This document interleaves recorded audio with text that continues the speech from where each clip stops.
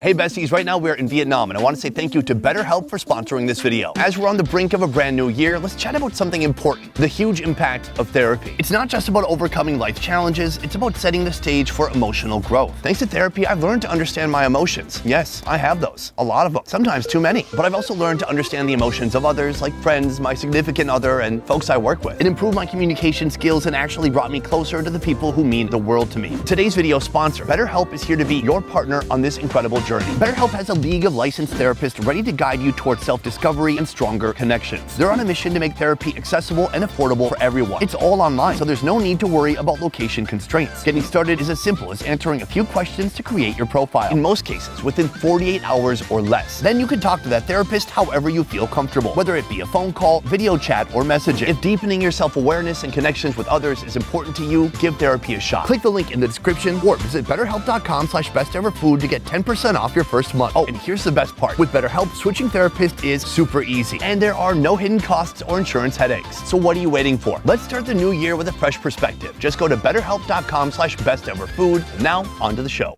In this video, I'm returning to the Washington State Fair for the ultimate cheat day. I thought this was gonna be a stunt food, inedible, but no. This is the most expensive baked potato I've ever seen in my life. But let me back up. State fairs aren't about being healthy or balanced. Take a look at that hot Cheeto action. They're about pushing the limits of what's possible, sending your dopamine levels flying higher than your insulin, and making you crave for foods you didn't even know existed. For your Toasty Locos, how loco are they? Wow, my taste buds are just not trained up for this. Today, I'm on a mission to disregard the calories and cholesterol in search of the most over-the-top delicious destinations I can find. This bite is probably worth $1. Let's go for it. And it all starts here. Behind me, our first location, Hattie Mae's Southern Delight. Last time I was here, oh my gosh, I sunk my teeth into their crispy, biscuit-battered shrimp. I'm calling it now. This is the new shrimp and grits. Now, we're gearing up for a heart-stopping calorie bomb that will surely make my cardiologist demand a raise. Introducing mac and cheese with a bit of a Southern twist. At this stall, America's favorite comfort food takes flight with the addition of crawfish. Down in the deep south, crawfish are the star of any good cookout. Oh, yes! Prepared and boiled in epic proportions, these guys pack a single bite of sweet, soft meat, kind of like a tiny lobster. Now, these mud bugs have made their way up north, and they've joined this blend of noodles and creamy cheese. Do you have somebody in the back with a bunch of crayfish and a toothpick? We buy them already pre-made. With the amount of sales we go through, there's no way we could keep up by trying to boil the crawfish ourselves. You know what? It was a fake question. I assumed the audience would assume that. Sure. I knew the whole time. All right, right here we have our mac and cheese, and the crawfish are already mixed inside. Hit it with some oiled cured peppers, and that is ready to go. My blood pressure might regret it later, but to spice things up, I'm taking our meal to the next level with Mitch's ultimate bestseller. I'm not sure why, but alligator kebab is by far our most popular item. I get it. This is gooey duck territory, not alligator territory. So maybe people in Louisiana would be blown away by the gooey ducks. Show me you got some. How do you make the alligator kebab? We soak the gator tenderloin in buttermilk, some spices for 7 days, stick it on a kebab with onions, and then we basically funnel cake batter. Then we deep fry it and serve it with like a sweet mustard. It's got a little bit of horseradish in there as well, and then top it with a little bit of blackening spice. I never knew that alligator was on my list for cheat days, but now it absolutely is. This looks awesome. I can't wait to try it out. Right here we have my first meal of the day, and it is a heavy one. Come take a look at this. Now that we're in the light, you can see, I love the color of the peppers on top, and then we got that mac and cheese looking oily, creamy, and rich. I was hoping they would have several strips of crawfish tails just laying on top, but no, they're all buried within. Cheers.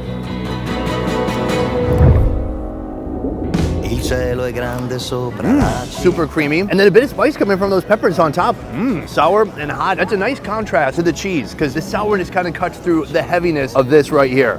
I got a tail on that one. I gotta say, I like it. You know, crawfish can have a little bit different flavor. Almost be a little bit muddy sometimes. This ain't like that at all. Right here, the alligator. Come take a look at this. Now, I've had alligator before, but I've never had anything like this. And also, you know, putting the onions on there, it's almost like we have onion rings as well. This looks so good. Let's go for it. It's delicious. Super juicy, succulent, quite salty. But that batter on there is really nice, really crispy, and it holds in the juices. It's like when you eat a mozzarella stick and the juices from the cheese just explode out. It's the alligator version of that. It's not quite chicken, but it's more juicy. It's not quite fish. It's not flaky. It's something in between. I'm gonna hit it in the sauce right here. The sauce is almost like a honey mustard. It's sweet, it's mustardy. Oh, there's a clown. Do you think that guy rode here on that little bike? Oh, look Please, God. Oh no. Come on over. I got some mac and cheese filled with crawfish. Crawfish? Well, that was crawfish then. Stop eating the most expensive part of my dish. You still got the vegetable. That's the good stuff. Ever wonder what makes hearts race or makes taste buds do the tango? It's the sizzling, crispy wonders that come straight from this golden oil.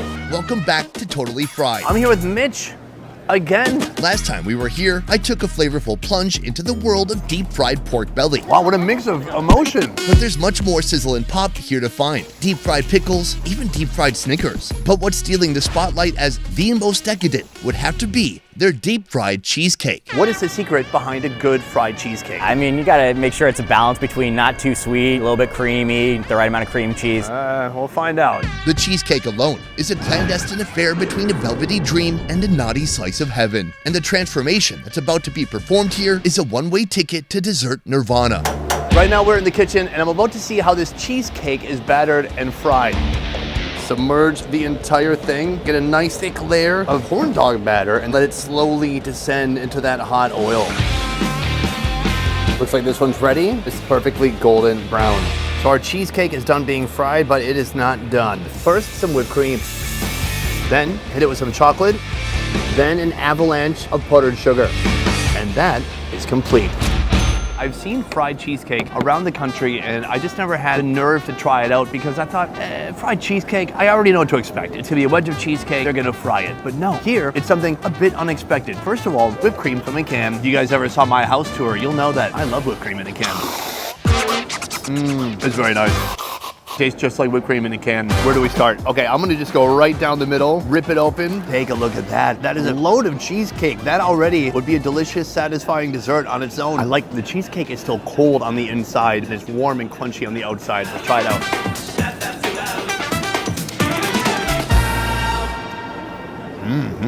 First of all, man, that cheesecake is awesome. It's just like a sweet cream cheese. And when it comes to this batter, thicker is better. This is a heavy food, not just heavy like it has a lot of fat, like it weighs 2 pounds in my hands. And so you need a strong coating of batter that can handle all that weight, like me when I put on a Speedo. All right, this is my final bite. I've got some of the cheesecake inside, some of that batter, and then some whipped cream on top. Cheers, let's go for it. It's good quality cheesecake. This is wild. I honestly can't believe it. He's charging like 10 bucks. That's the same you'd pay at a restaurant. And you know, state fairs are notorious for ripping people off. So it's a good price. It's a lot of food. Bring your extended family. You're gonna need help with this one. You want to know the ultimate secret to taming your inner sweets craving monster? Simply become best friends with Mitch, the mad genius behind 25 food stalls at these here fairgrounds. Are you looking for staff? Because I worked at Applebee's. I did get fired. You can do it today, sure, but after that we'll fire you. Okay. Our next stop, the Big Cheese, is one of his absolute masterpieces. No cheat day would be complete without dessert or without cheese. That's what they're serving here behind me. They have cheese, everything. Fried cheese curds, a giant fried mozzarella stick, jumbo cheddar stuffed tater tots. Then they have what I came here for, the cheddar cheese ice cream. Let's go inside and see him poop it out of a machine. Ah, the owner would love if I described it as pooping out the ice cream.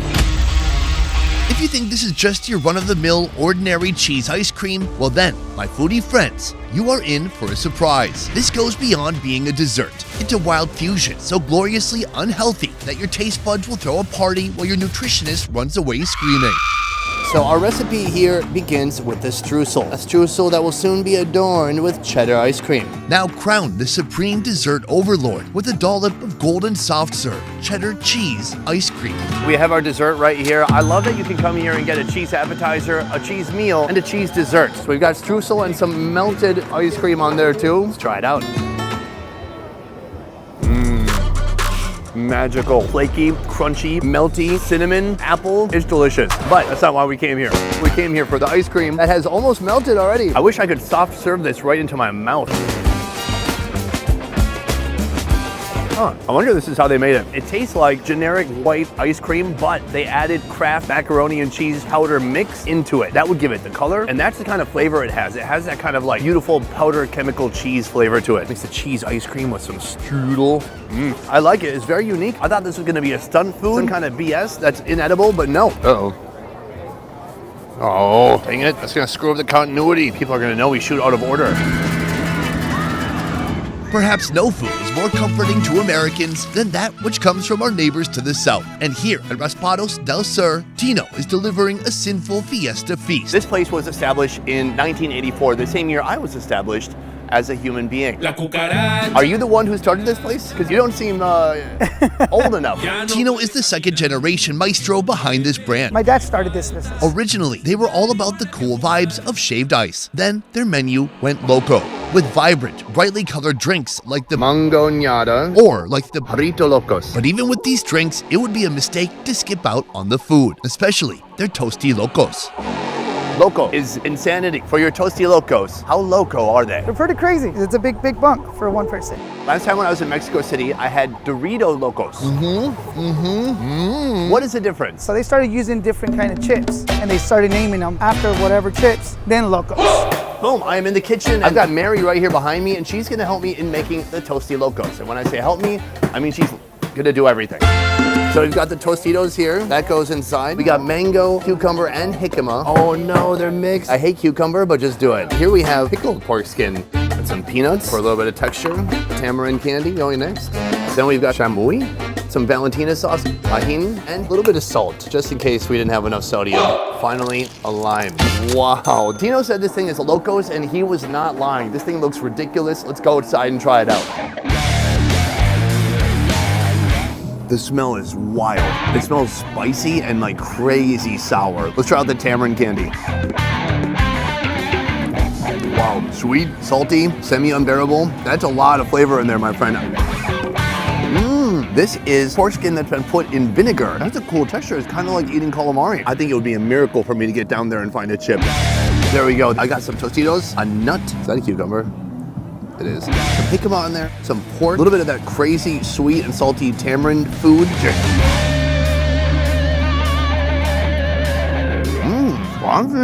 The chips give it a generous crunch, as do the peanuts, but I gotta say, guys, this is very sour and very salty. I'd go into salt shock if I ate all this. The best part is you put extra salt. I think the problem is me, my taste buds are just not trained up for this. I gotta say, it's not called the Good Mental Health Tostitos. It's called Toasty Locos. It means insane. It means to be crazy. And this right here fits the bill. The only thing I'm missing is a giant frothy beer. No cheat day can be complete without a supreme protein that hits a bit different. Look no further than Piggly's Seafood, a stall that's been rocking fairgoers for 50 years. Just a moment ago, I saw a gentleman with a big industrial-sized bag of lobster. He put it on the flat top and he was smothering it with butter. That is the prime ingredient. Then, after the lobster is ready, it goes into a myriad of different dishes. They've got lobster tacos, they've got lobster french fries, they have lobster rolls, and they have what I'm here for today, the lobster baked potato. Imagine living in a fever dream you never want to end. That's the magic of lobster stuffed potatoes. It all starts with the sizzling sounds of hundreds of lobster tails hitting the flat top with garlic and butter, creating a haunting symphony that will speak to your soul. This is where the potato journey begins, right here in this oven, where they're getting nice, steamy, and soft. Wow, mucho grande. So first he cuts it, spreads it open, and that right there is already a lot of food. He hits it with salt, then Alfredo sauce going on next. From here, lobster, a lot of it, oh my gosh.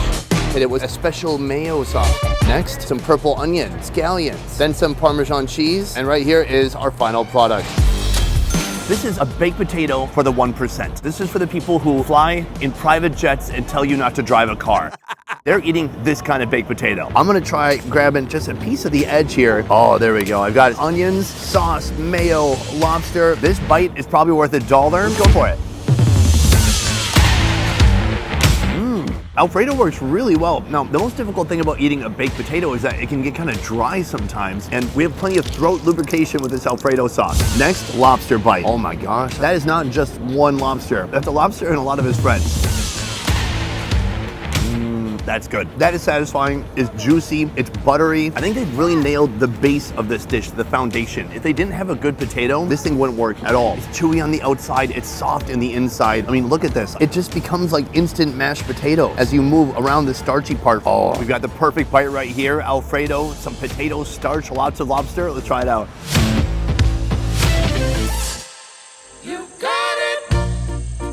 I know sometimes life can be tough. Yeah, I was teleported. This, for a cheat day, very satisfying. It's creamy, it's carby, it's got seafood. But our next location has even other stuff. I'm not sure what it has, but we're gonna find out.